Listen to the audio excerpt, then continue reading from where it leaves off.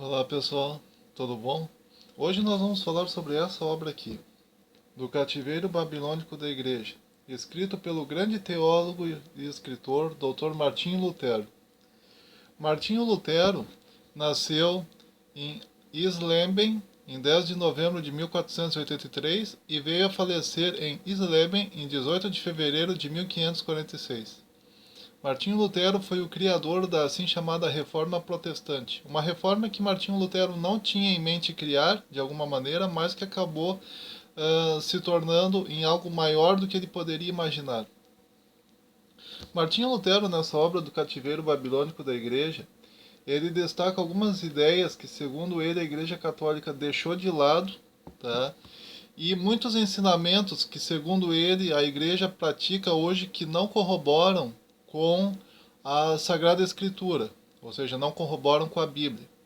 Então, Martinho Lutero defende que a Igreja Católica, ao longo dos séculos, tá, ela foi, de alguma maneira, perdendo a simplicidade do Evangelho de Cristo, perdendo a pureza dos apóstolos, perdendo alguns ensinamentos básicos da Igreja do século I, porque começaram a surgir no meio da Igreja indivíduos que só queriam fama, prestígio, glória, poder, e esses indivíduos acabaram de alguma maneira alterando os ensinamentos da igreja conforme Cristo tinha estabelecido sobre ela, e dessa maneira a igreja foi perdendo a sua característica original.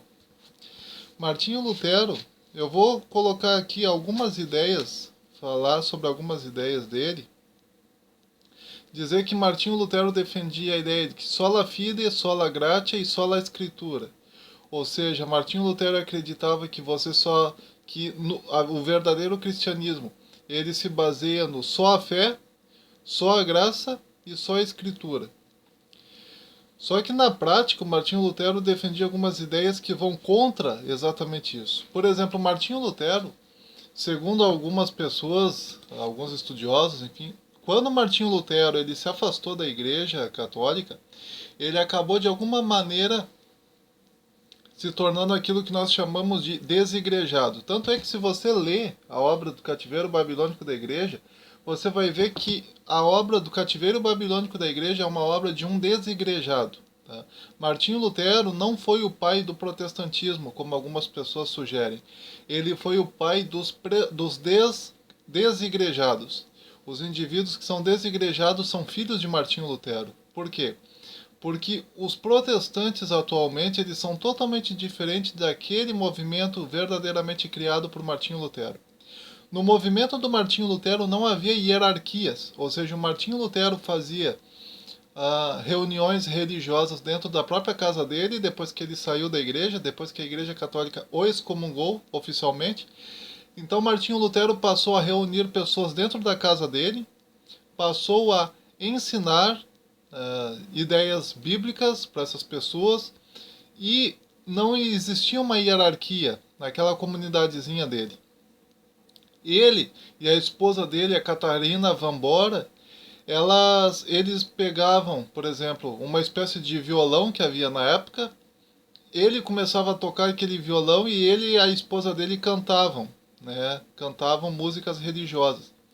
Já na outra semana, quem fazia isso era qualquer outro membro. E na outra semana era outro membro, e na outra semana era outro membro, e assim todos os membros daquela comunidadezinha criada pelo Martinho Lutero tinham a oportunidade de cantar, né, músicas religiosas no meio daquela comunidade.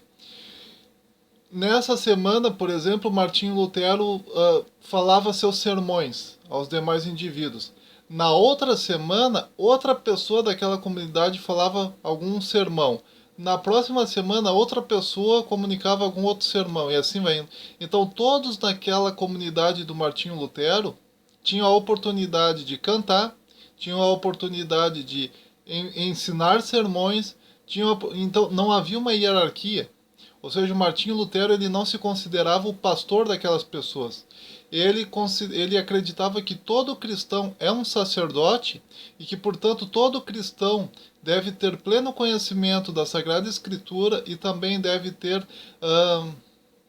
a possibilidade de manifestar aos outros esse conhecimento adquirido das Sagradas Escrituras.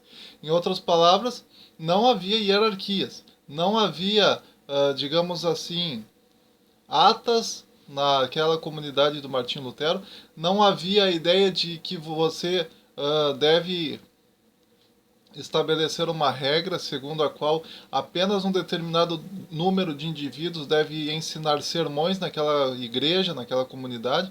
Na igreja do Martinho Lutero não existia isso. Na igreja do Martinho Lutero todo mundo era pastor, todo mundo era pregador, todo mundo esboçava sermões, todo mundo, enfim, todo mundo participava, digamos assim. Então não havia hierarquias. Só que depois que o Martinho Lutero morreu, alguns anos depois, cerca de 20 anos depois, a esposa dele, a Catarina van Bora, morreu também. E os filhos, ao que tudo indica, não tiveram aquela firmeza que o Martinho Lutero e a esposa dele tiveram durante o prosseguimento da igreja. Então o que aconteceu? Não demorou muito, e após a morte do Martinho Lutero e a morte da esposa dele, e mais tarde a morte também dos filhos dele, começou a surgir dentro da igreja luterana a ideia de hierarquia. Então, hoje em dia, se você entra numa igreja luterana, você vê lá dentro uma hierarquia. Você vê lá dentro um líder, você vê um que eles chamam de pastor, você vê outros acima dele, outros abaixo dele. Então, tu tem uma hierarquia organizada hoje em dia.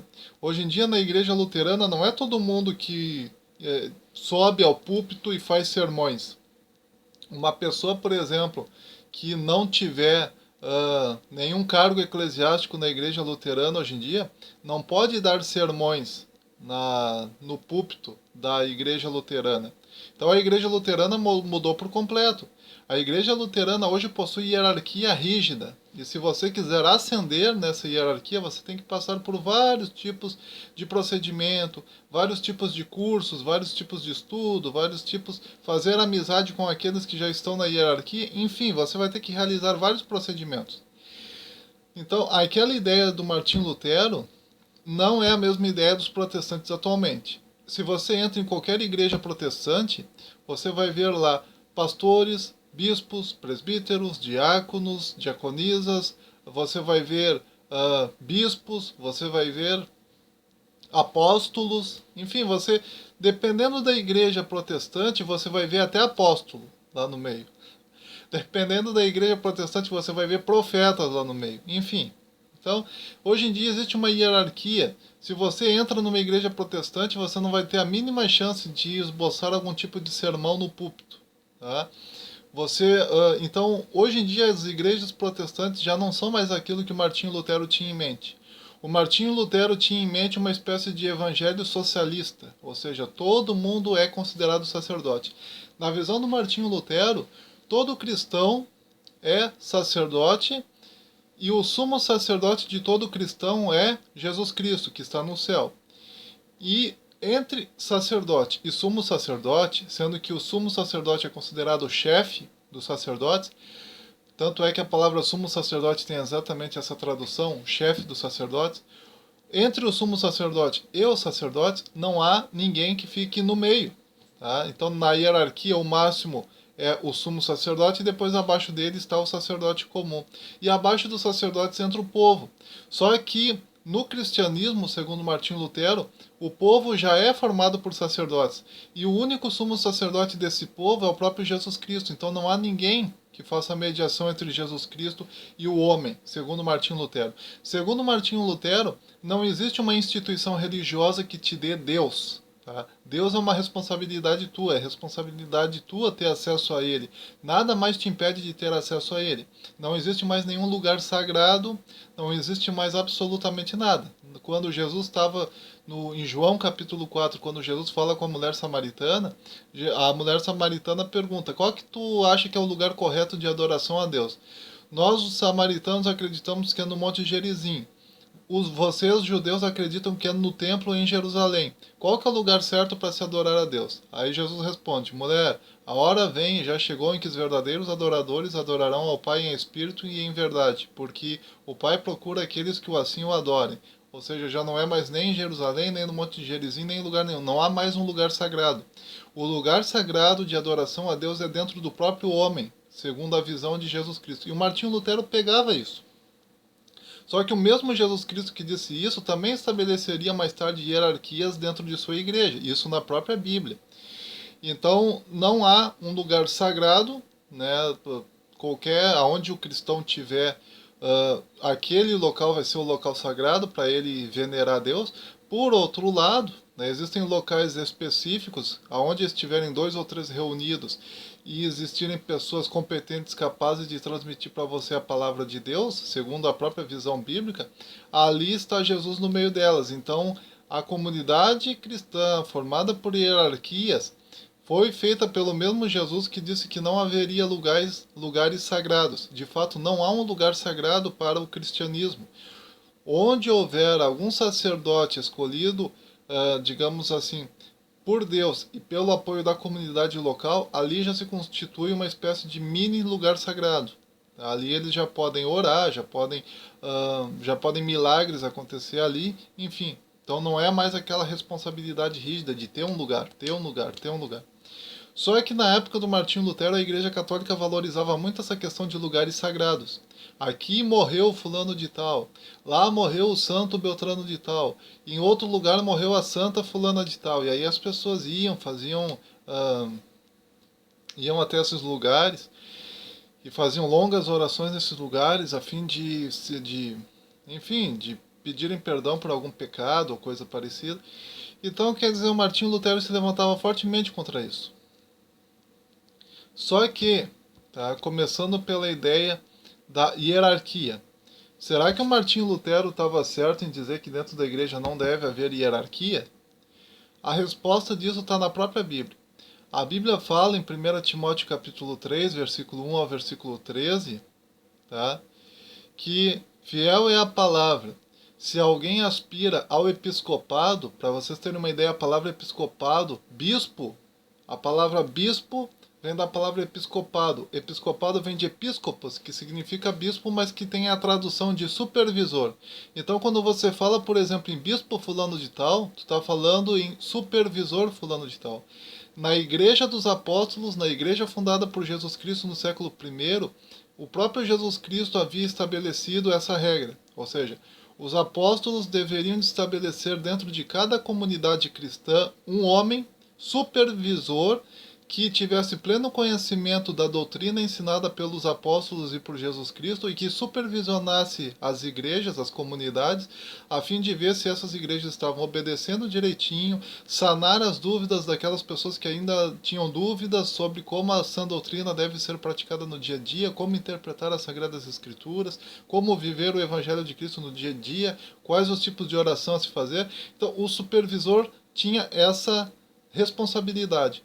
Na Bíblia, supervisor é de vez em quando chamado da sua palavra grega bispo, ou seja, episcopos, mas às vezes ele também é chamado por uma outra palavrinha grega que é presbíteros. Presbítero, na língua grega, significa velho, ancião. Por quê? Porque geralmente na igreja primitiva, considerada por Martinho Lutero como sendo a igreja mais maravilhosa que esse mundo já teve, na igreja primitiva do Novo Testamento, geralmente se escolhia um indivíduo que fosse de mais idade para supervisionar a igreja, ou, né, se escolhia algum jovem que, mesmo sendo jovem fisicamente, tinha pleno domínio da sã doutrina, tinha pleno conhecimento da sã doutrina, sabia nos mínimos detalhes responder a qualquer pergunta que as pessoas fizessem a ele sobre a fé cristã.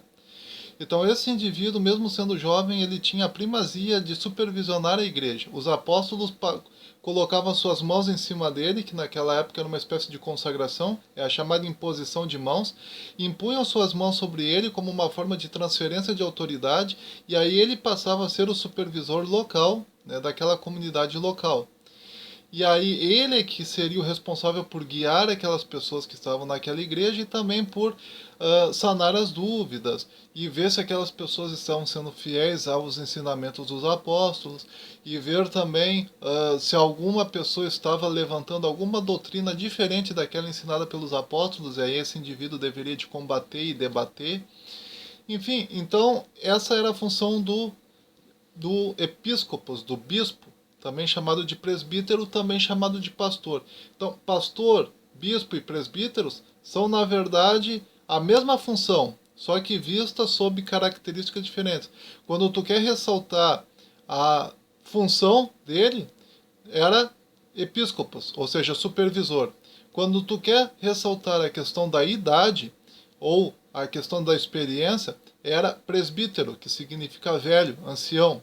Velho não apenas no sentido físico, poderia até ser jovem no sentido físico, mas velho no sentido de experiência com a doutrina cristã. E quando tu quer ressaltar a função dele como líder em relação ao povo, que seria as ovelhas, ele é chamado também de pastor. Tá?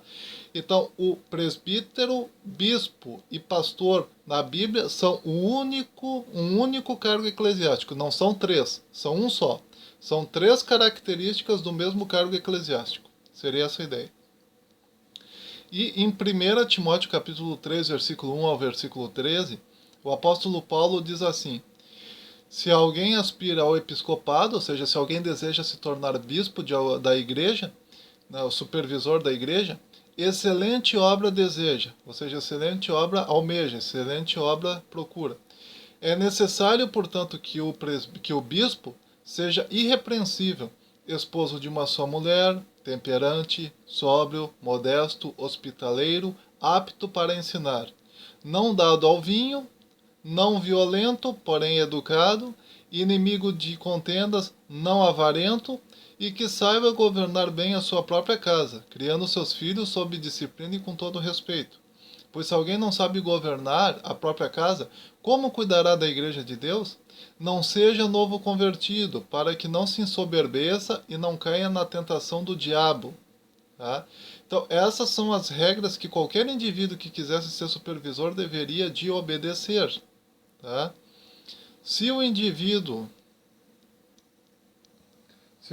quisesse ser líder de alguma comunidade da igreja primitiva do século I, ele deveria de obedecer todas essas regras que o apóstolo Paulo menciona em 1 Timóteo capítulo 3, versículo 1 ao versículo 13. Em Tito capítulo 1, versículo 5 ao versículo 7, o apóstolo Paulo ensina o seguinte: por esta causa te deixei em Creta, para que pusesses em boa ordem as coisas que ainda restam, e de cidade em cidade estabelecesses presbíteros, como já te mandei. Quem são esses presbíteros? Quem é que o Tito deveria de escolher como presbítero na igreja dele? Aquele que for irrepreensível, marido de uma mulher, que tenha filhos fiéis, e esses filhos não possam ser acusados de dissolução, nem sejam desobedientes. Porque convém ao bispo que seja irrepreensível, não soberbo, nem iracundo, nem dado ao vinho, nem espancador, nem torpe, de torpe ganância, mas hospitaleiro. Alguém que seja calmo, que ame ao próximo, enfim. Então observaram vocês que os líderes da igreja primitiva, eles tinham que ser um exemplo para a comunidade, e até os filhos deles deveriam de ser exemplos para a comunidade, porque tanto em 1 Timóteo capítulo 3, versículo 1 ao versículo 13, quanto em Tito capítulo 1, versículo 5 ao versículo 7, né, eu só citei até a parte do versículo 7, o indivíduo, além dele ter que ser um exemplo para a comunidade da igreja local, os filhos dele também deveriam de ser um exemplo para a comunidade local. Porque o apóstolo Paulo seguia a seguinte lógica: se você não consegue manter os seus filhos na igreja direitinho, impossível tu manter os estranhos dentro da igreja. Se tu não consegue controlar a tua própria família, vai ser impossível tu controlar a igreja de Cristo. Se tu não consegue fazer com que os filhos que te amam e que tu ama te obedeçam, dificilmente tu vai conseguir fazer com que as pessoas da igreja te obedeçam, sendo que no meio da igreja tem muita gente que não vai gostar da tua cara. Se tu não consegue fazer com que as pessoas da tua família te vejam com respeito, muito menos tu vai conseguir impor respeito dentro da igreja. Então como é que tu vai supervisionar uma igreja? Como é que tu vai liderar uma igreja se tu não consegue liderar nem a tua própria casa, nem a tua própria família, nem os teus próprios filhos? Então, através dos filhos, do comportamento dos filhos, se via se o indivíduo tinha nascido para ser líder na igreja ou não. Há ainda um outro detalhe: se os filhos manifestassem de alguma maneira um nível de conhecimento muito bom da sã doutrina, é sinal de que o pai de fato, e a mãe, enfim, estavam ensinando seus filhos direito em casa.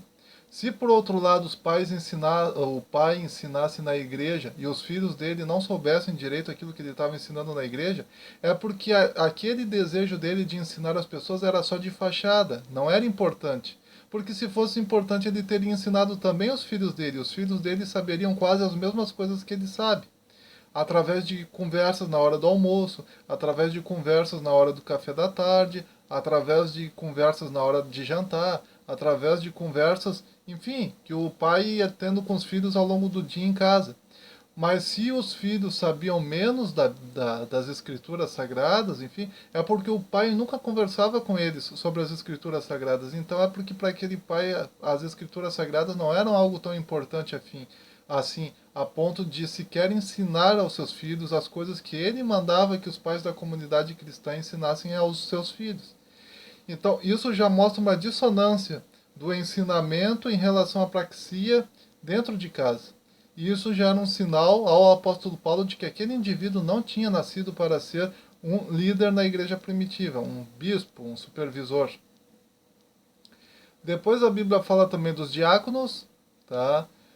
Os diáconos da igreja primitiva, segundo o que está escrito em Atos dos Apóstolos, capítulo 6, versículo 1 ao versículo 7, era Estevão, Filipe, Prócoro, Nicanor, Timão, Pármenas e Nicolau de Antioquia.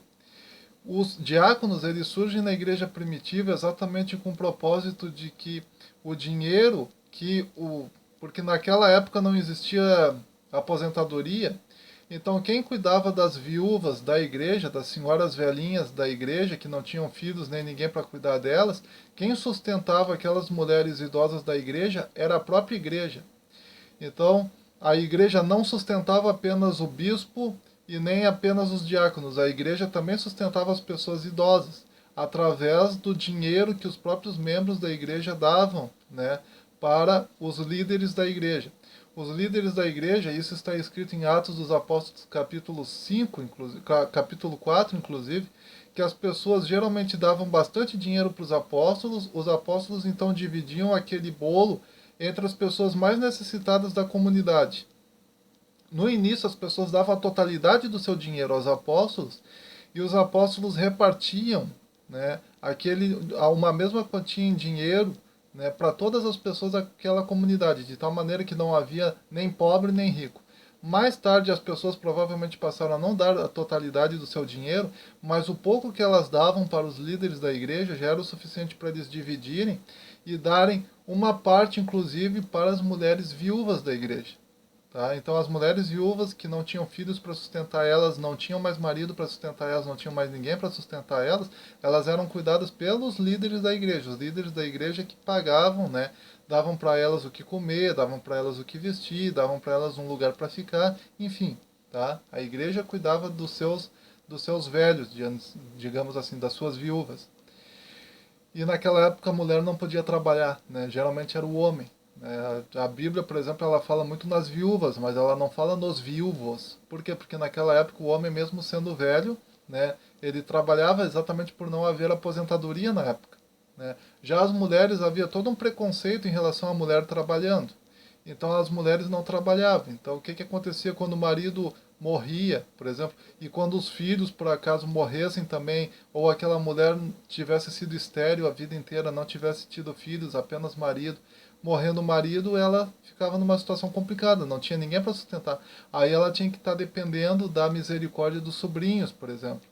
Então os membros, os apóstolos da igreja primitiva estabeleceram que a igreja ajudassem as suas viúvas, exatamente para evitar esse tipo de maldade, digamos assim, né, para não deixar as viúvas morrer. E o diácono tinha essa função de pegar o dinheiro, tá, que os apóstolos, porque depois que os apóstolos tinham já dito, bom, depois que os líderes da igreja primitiva tinham dito, bom, agora essa parte é só das viúvas, os diáconos pegavam aquela parte que era das viúvas, dividiam pelo número de viúvas que tinham na igreja e distribuíam entre elas. E aí, essa é a função do diácono. A palavra diácono na língua grega significa servo. Tá? Mas, na prática, mesmo o diácono seria uma espécie de administrador dos recursos da igreja para as pessoas necessitadas da igreja.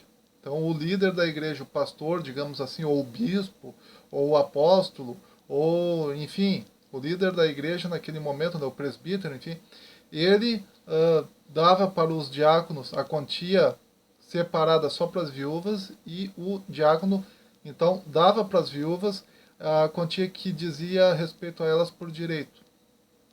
E era assim. Então, na igreja primitiva, tu tinha a figura do líder, que seria chamado tanto de bispo, quanto de presbítero, quanto de pastor. Essas três palavrinhas são sinonímicas, tá? Ou às vezes era até mesmo um dos apóstolos que cuidava daquela igreja, tá? E depois tu tinha a figura do diácono. Então, na igreja primitiva, tu tinha essas três hierarquias. O apóstolo, que era só os 12, que haviam conhecido Jesus pessoalmente. Os bispos, também chamados de presbíteros ou pastores. E abaixo deles estavam os diáconos. E abaixo desses estava a igreja como um todo. Então, eram essas três pessoas que exerciam papel de autoridade. O apóstolo tinha a autoridade de colocar bispos ou remover bispos de acordo com a sua própria vontade. Os bispos tinham, o bispo, também chamado de presbítero ou pastor, tinha a autoridade de decidir quem deveria de ser diácono da sua comunidade ou não. Ele é que estabelecia. Também haviam mulheres diaconisas naquela época, então ele é que estabelecia isso. Quantas diaconisas deveria de ter na igreja dele, quantos diáconos deveria de ter na igreja dele, e por aí vai. E os diáconos e diaconisas tinham a função apenas de servir as viúvas e os necessitados da igreja com a quantia em dinheiro que dizia respeito a eles. Tá? Era assim que funcionava na igreja primitiva. Então tinha sim uma hierarquia na igreja primitiva, tinha sim regras específicas na igreja primitiva. O apóstolo Paulo, inclusive, chegou a mandar os cristãos da igreja, de uma determinada igreja, auxiliarem financeiramente os membros da igreja que estavam em Jerusalém, que estavam passando fome. Tá? Então havia sim essa ajuda comunitária financeira, né, da igreja para os seus líderes. Havia também a ideia de uma divisão hierárquica, tá? Não era que nem o Martinho Lutero, né? O Martinho Lutero dizia, né? Não era aquela ligação direta do homem com Deus, sem uma instituição, sem hierarquias, sem nada. Não, não era algo Wi-Fi, como algumas pessoas usam essa expressão moderna. Ah, para mim Deus e eu é algo Wi-Fi, eu me ligo com Deus sem a necessidade de uma igreja, de uma instituição, nem nada. Não, para a igreja primitiva havia uma hierarquia, eles obedeciam respeitosamente essa hierarquia, e era assim que funcionava. Se você quisesse ser, por exemplo, na Bíblia está escrito que se estiver alguém entre vós doente, chame os presbíteros da igreja. A Bíblia não diz, não, simplesmente você tem que fechar os olhos, orar e Deus te cura onde quer que você esteja. Não. Jesus mandou, chame os presbíteros da igreja, e eles ungirão você com óleo, e a oração da fé salvará o doente, e se tiver cometido algum pecado que tenha levado Deus a castigá-lo com aquela doença, o pecado será curado, o pecado será perdoado e a doença será curada. Então, quer dizer, não existe isso de Wi-Fi, é eu e Deus, Deus e eu. À luz do Novo Testamento, eu não estou dizendo nem que eu concordo nem que eu discordo, estou falando que está na Bíblia. À luz do Novo Testamento é isso. Você depende sim de uma instituição, você depende de uma igreja com uma hierarquia rígida e com pessoas escolhidas por Deus para exercer determinados papéis à luz da Bíblia. Tá? Depois o segundo solo, então o Martinho Lutero estava errado. Quando ele criou a igreja dele sem hierarquia, sem nada, né? Em que todo mundo era pastor, todo mundo era pregador, todo mundo era evangelista, todo mundo... Ah, eu me esqueci. Na igreja primitiva tinha, então, o apóstolo, o bispo, que também era chamado de presbítero ou pastor, tinha o diácono e os diáconos e as diaconisas, e o evangelista e o missionário. Por exemplo, o apóstolo Paulo ele recebia tanto a designação de apóstolo como também a designação de missionário, porque ele ia em várias localidades diferentes. Havia outros que já eram os evangelistas que circulavam pregando a mensagem de Cristo só naquela região. Tá? Então era assim que funcionava. Então eram 5 hierarquias, na verdade. O evangelista e o missionário, pelo jeito, tinham as mesmas características, ou seja, o indivíduo quando ensinava na sua localidade o Evangelho de Cristo era chamado de evangelista. Se ele fizesse isso fora daquela localidade, em algum outro país, digamos assim, mesmo que o conceito de país não existisse naquela época, mas se ele fizesse isso em outro país, por exemplo, já deixava de ser chamado de evangelista, já passava a ser missionário. Tá? Então, missionário e evangelista são também palavras sinonímicas. Quando na sua região, evangelista. Quando em outro país, missionário. É essa a lógica. E então Martinho Lutero estava errado quando ele dizia que não deve haver hierarquias dentro da igreja, que é uma ligação Wi-Fi entre você e Deus. E o Martinho Lutero estava errado também quando na obra do Cativeiro Babilônico da Igreja, ele diz em determinado momento que os ministros somos nós que estabelecemos na igreja. Eles nos representam na igreja. Errado, que à luz da Bíblia quem coloca mesmo o bispo, quem coloca o diácono, quem coloca esse pessoal é Deus. Tá? É só eles obedecerem essas regras que a Bíblia manda e eles serão escolhidos por Deus automaticamente. Seria essa a lógica. Depois o Martinho Lutero dizia que era só a fide, só a fé. Tá? E que você praticando a fé estava tudo de boa. Tá? O Martinho Lutero às vezes dava a entender que as obras vêm da fé. Outras vezes ele dava a entender que a fé sozinha já é o suficiente, que não precisa nem muito de se preocupar com boas obras.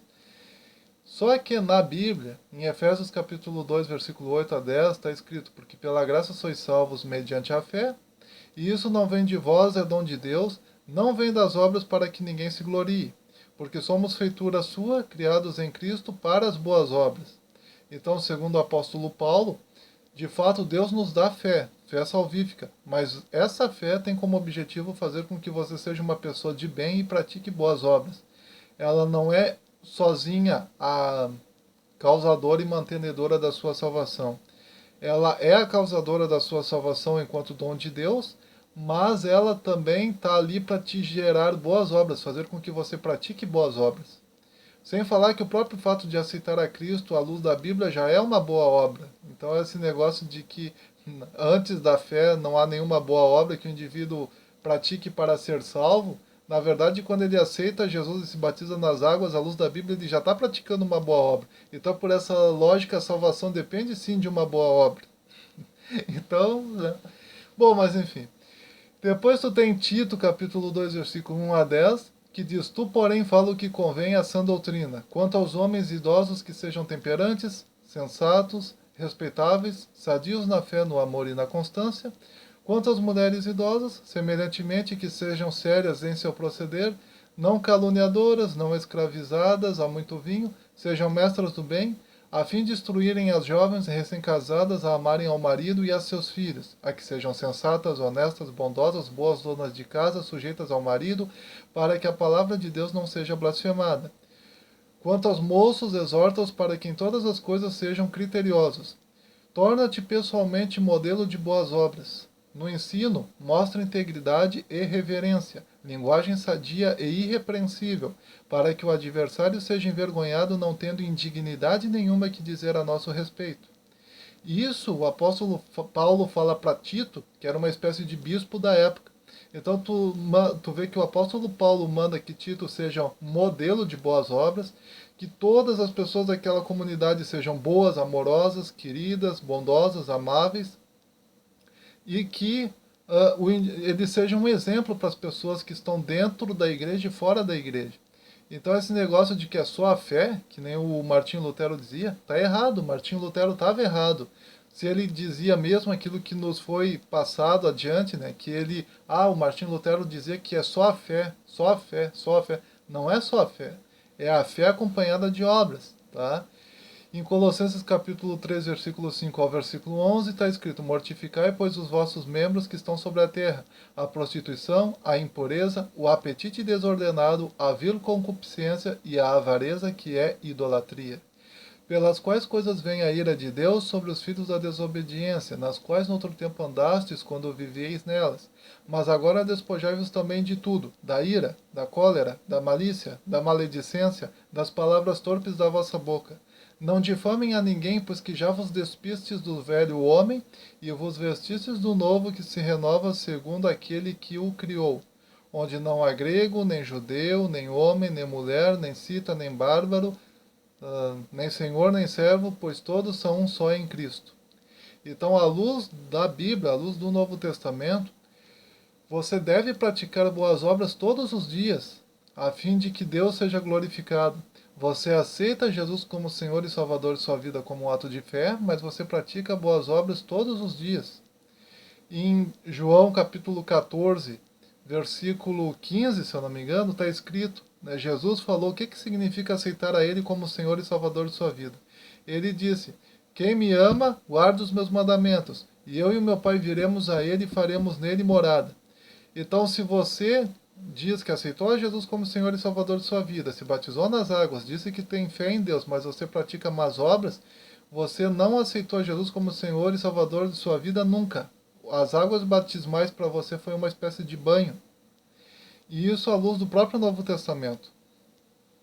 Lembrando que segundo a Didaqué, né, que foi um texto escrito lá por volta do... A primeira parte da Didaqué foi feita no ano 90 depois de Cristo, e a segunda parte da Didaqué acredita-se que tenha sido feita no ano 120 depois de Cristo. Segundo a Didaqué, o batismo, apesar da palavra grega baptismos ter a ideia de imersão, a igreja primitiva praticava duas formas de batismo, uma feita por imersão e outra feita por aspersão. Estava de acordo com a vontade do freguês. Outros já dizem que a igreja primitiva praticava dois tipos de batismo, porque se tinha bastante água por perto, eles praticavam batismo por imersão, imergiam o corpo inteiro da pessoa a ser batizada. Quando acontecia, por exemplo, da pessoa estar morrendo, que ela não podia ser tirada da cama para ser batizada, então eles aspergiam sobre a cabeça do moribundo, a fim de que o moribundo morresse batizado. Digamos assim, ele aceitou Jesus como Senhor e Salvador de sua vida no seu leito de morte e foi batizado ali mesmo, às pressas. E também quando não havia água o suficiente, então eles batizavam por aspersão, molhava a cabeça do indivíduo. Então era essa a estratégia da igreja primitiva. Então a igreja primitiva não era aquilo que Martinho Lutero fala. A igreja primitiva não era aquele paraíso na terra que Martinho Lutero, que é o pai, né, do romantismo da igreja primitiva, eu diria assim. Não é aquilo que ele imaginava. Por exemplo, na igreja primitiva havia os cristãos que seguiam fielmente os ensinamentos dos apóstolos, ao mesmo tempo havia os cristãos que seguiam os ensinamentos de antigos sacerdotes gnósticos, antigos sacerdotes gnósticos que se convertiam ao cristianismo, mas que mantinham suas ideias gnósticas, e alguns deles até se tornavam líderes da igreja primitiva, levando todos os membros a seguirem aquele cristianismo gnóstico deles. E havia também o grupo dos judaizantes, que eram indivíduos que faziam parte da igreja primitiva e queriam que os indivíduos que não eram judeus praticassem Brit Milá, ou seja, a circuncisão, e Mikvah, o banho cerimonial que os judeus praticam quando se convertem ao judaísmo. Então eles queriam que você fosse judeu e cristão ao mesmo tempo, mesmo que você tivesse nascido de uma família não judaica, eles acreditavam que aceitar a Jesus como Senhor e Salvador de sua vida significava praticar o judaísmo, uma mistura de judaísmo com cristianismo. Então na igreja primitiva tinha esses três amiguinhos aqui, tá? Os judaizantes, os cristãos verdadeiros que seguiam à risca as doutrinas dos apóstolos e mais os cristãos gnósticos, tá? Então eram esses três grupos aí. Parece, e segundo Eusébio de Cesareia, na sua obra História Eclesiástica, tinha mais um grupo dos ebionitas, tá? Que nada mais eram do que uma outra versão dos judaizantes. O que acontece? O que acontece é que, uma vez que tu entende que a igreja primitiva dos apóstolos tinha várias situações ruins, por exemplo, o apóstolo Paulo, em Gálatas, capítulo 4, se eu não me engano, ou capítulo 3, aparece o apóstolo Paulo repreendendo Pedro, porque diante dos judeus, Pedro tratava eles de uma maneira, e diante dos não-judeus, quando o apóstolo Pedro estava só entre cristãos não-judeus, ele os tratava de uma maneira, mas bastava chegar os cristãos judeus, ele já tratava aqueles cristãos não-judeus de outra maneira, separando eles, ostracizando eles.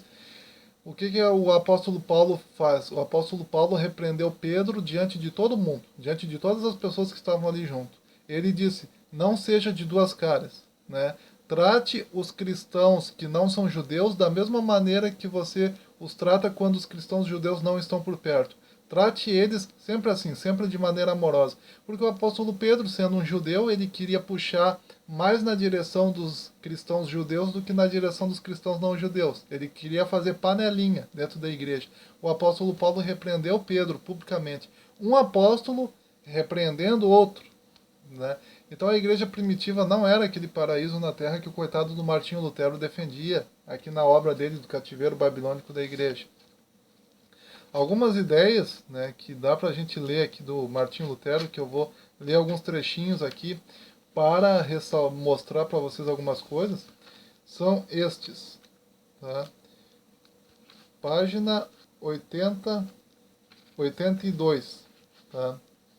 Cuida-te, pois, de confiar em tua contrição ou de atribuir à tua dor a remissão dos pecados. Deus não te olha por causa disso, mas porque cresce nas ameaças e promessas. Essa fé provocou tal dor. Por esse motivo, o que há de bom na penitência não se deve à diligência em coletar pecados, mas à verdade de Deus e à nossa fé. Tudo mais são obras e frutos que seguirão espontaneamente e não fazem bom o homem, mas resultam do bem já realizado pela fé na verdade de Deus. Como diz o Salmo 18, versículo 8 a 9, assim sobe o fumo na ira dele, porque irado conturba os montes e os faz arder. Primeiro é o terror da ameaça que inflama os ímpios, a fé aceitando-a exala o fumo da contrição, etc. Aqui o Martinho Lutero já dá a entender que as obras vêm pela fé, e não as obras pelas obras. Então, aqui já meio que desmente aquela lógica que a gente ouve de que o Martinho Lutero defendia que era só pela fé. Depois ele diz aqui no outro verso, do mesmo modo, quando diz, tomai, esse é meu corpo que será entregue por vós, esse é o cálice do meu sangue, etc., provoca a fé dos que comem para que sua consciência seja confirmada pela fé nessas palavras, e para que tenham a certeza de que, se comem, recebem a remissão dos pecados. Também aqui não se menciona nenhuma potestade, mas somente o ministério. A promessa do pão e do cálice em troca foi extinta e migrou para a servidão da avareza, e da fé se fez obra, do testamento surgiu um sacrifício, e a promessa da penitência degenerou em tirania violentíssima, e criou-se um império mais que temporal. Então Martinho Lutero se levantava fortemente contra a liturgia católica, dizendo que a liturgia católica era só uma questão de obras pelas obras. Depois ele diz assim, no tocante a essa afirmação temos novamente a autoridade de Cristo que diz no mesmo lugar, em Mateus 18:18, tudo que ligares na terra será também ligado no céu, e tudo que desligares na terra será também desligado no céu. Isso foi dito a todos os cristãos, e a cada um em particular. No mesmo lugar é dito, outra vez vos digo que se dois entre vós sobre a terra concordarem a respeito de qualquer coisa que pedirem, ser-lhes-á concedida por meu Pai que está nos céus. Mas o irmão que revela ao irmão seus pecados ocultos e pede perdão, indubitavelmente concorda com o irmão sobre a terra no tocante à verdade que é Cristo. Acerca disso, Cristo confirma com maior clareza ainda o anteriormente dito no mesmo lugar em Mateus capítulo 18, versículo 20. Em verdade vos digo que onde estiverem 2 ou 3 reunidos em meu nome, ali estou eu no meio deles. Por isso não duvido de que está absolvido de seus pecados ocultos qualquer um que espontaneamente se confessa ou corrigido pede perdão e se emenda ante um irmão qualquer, mesmo que contra ele se volte a violência dos pontífices, pois Cristo outorgou a qualquer de seus fiéis autoridade para absolver também os pecados manifestos. Acrescenta a razãozinha, se houvesse alguma reservação dos pecados ocultos, de modo que sem serem perdoados para ninguém haveria salvação, o que principalmente impediria a salvação seriam os pecados acima mencionados, e também as boas obras e idolatrias que hoje nos ensinam os pontífices. Mas se essas coisas gravíssimas não a impedem, com quanto menor razão a impedem as mais leves, que são as que se reservam com a maior estupidez? De fato, a ignorância e a cegueira dos pastores dão lugar a esses portentos dentro da igreja. Por isso aconselho a tais príncipes de Babilônia e bispos de Bet-Aven que se abstenham de reservar quaisquer casos. Depois que concedam a todos os irmãos e irmãs a faculdade livre de ouvir a confissão dos pecados ocultos, para que o pecador revele seu pecado a quem quiser, a fim de obter o perdão e o consolo, isto é, a palavra de Cristo, da boca do próximo. Com essas suas temeridades não fazem outra coisa que prender, sem motivo, as consciências dos débeis, estabilizar sua ímpia tirania e sustentar sua avareza com os pecados e a perdição dos irmãos. Dessa maneira mancham suas mãos com o sangue das almas, e os pais devoram os filhos, e Efraim devora Judá, e Síria Israel, com a boca escancarada, como diz Isaías 9:20. Então Martinho Lutero defendia que quando você pecar, você não deve pedir perdão para um padre pelos pecados cometidos, Você deve pedir perdão para outra pessoa que seja membro do corpo de Cristo, tanto quanto você. Qualquer pessoa para a qual você confessar seus pecados e te perdoando ela, você já está perdoado aos olhos de Deus. Só que o que Martinho Lutero se esquece é que quando Jesus falou: o que ligares na terra será ligado no céu, e o que desligares na terra será desligado no céu, ele falou para os apóstolos que eram líderes, ele não falou para o povo em geral. É mais um errinho do Martinho Lutero. Depois do Martinho Lutero falando acerca dos erros, supostos erros da Igreja Católica, ele diz o seguinte: a tais erros e cegueiras acresceu esse cativeiro maior, a fim de afastarem-se mais ainda dos cristãos tidos por profanos. Castravam-se a si mesmos como os Gali, sacerdotes de Cibele, e impunham-se um celibato completamente fictício. Então Martinho Lutero se levanta fortemente contra a ideia do celibato católico. Depois ele diz: por isso aqueles sacerdotes e bispos, dos quais hoje há em abundância na igreja, devem procurar sua salvação de outra maneira, isto é, devem reconhecer que não são nem sacerdotes nem bispos, e deve doer-lhes ter um nome cuja finalidade ou desconhecem ou não pode cumprir, e assim com orações e lágrimas devem deplorar a miséria e sorte de sua hipocrisia. Então Martinho Lutero era contra o fato dos sacerdotes da igreja muitas vezes nunca terem lido a Bíblia, que é algo que acontecia muito naquela época do Martinho Lutero, porque a Bíblia não era considerada um livro para todos. Tá? Depois ele diz aqui para nós, né, que os únicos sacramentos que Jesus Cristo estabeleceu na Bíblia são o batismo e a Santa Ceia. Tá? O batismo e a Santa Ceia. Lembrando que Martinho Lutero acreditava na transubstanciação, tá? Que é quando o sacerdote pega o pão e o vinho, e o pão e o vinho na Eucaristia é transformado verdadeiramente em corpo e sangue de Cristo. Isso é chamado teologia da transubstanciação. O Calvino, João Calvino, ele vai defender a tese da consubstanciação, a ideia de que o pão não vira o corpo de Cristo durante a Eucaristia e o vinho não vira sangue de Cristo durante a Eucaristia. Pão é pão, vinho é vinho e a Eucaristia é apenas um ato simbólico. Por isso que na igreja de Calvino não existia altar, algo que existe na igreja católica. Altar é local de sacrifício.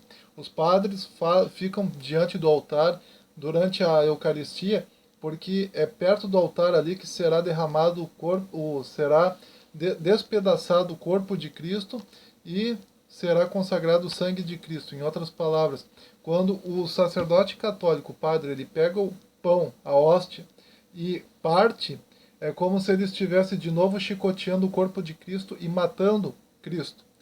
Entendeu? Ou seja, simbólica, a ideia da Igreja Católica é essa.